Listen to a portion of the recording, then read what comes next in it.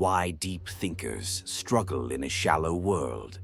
Have you ever wondered why the more deeply you think, the harder it becomes to connect with others? Why it feels like peeling back the layers of reality only leaves you standing alone? It's not your imagination. Throughout history, deep thinkers have always faced this quiet, yet relentless, resistance from society. And the reason isn't just philosophical, it's biological. From Confucius to Kafka, from Simone de Beauvoir to Alan Watts, those who dared to question the world beneath its surface often found themselves isolated, misunderstood, or even ridiculed. But why does this keep happening? Why does society resist those who see beyond the surface? To understand this, you first have to recognize an uncomfortable truth about human nature. We are hardwired to seek comfort, not truth. Certainty, not complexity. Belonging, not enlightenment. The human brain evolved not to uncover the secrets of the universe, but to survive within a tribe. And deep thinkers, they disrupt that tribe. Not intentionally, but by their very nature. Imagine this for a moment. You walk into a room full of people laughing, chatting about everyday life, sports, gossip, politics. You introduce an idea, a deeper question, something philosophical, and suddenly, the energy shifts, the conversation stalls. People look away, change the subject, or chuckle nervously. It's subtle, but it's real. Psychologists call this cognitive dissonance, the discomfort people feel when confronted with information that challenges their worldview. Deep thinkers don't just share new ideas, they expose the cracks in old ones, and most people aren't ready to look at those cracks, let alone rebuild the foundation. But it goes even deeper than that. When someone demonstrates physical strength, we often admire it. When someone displays wealth, many envy it, but they still accept it. But when someone reveals intellectual depth, it stirs something entirely different: insecurity.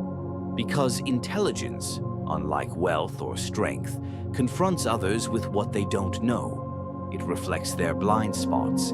It challenges their illusions of understanding.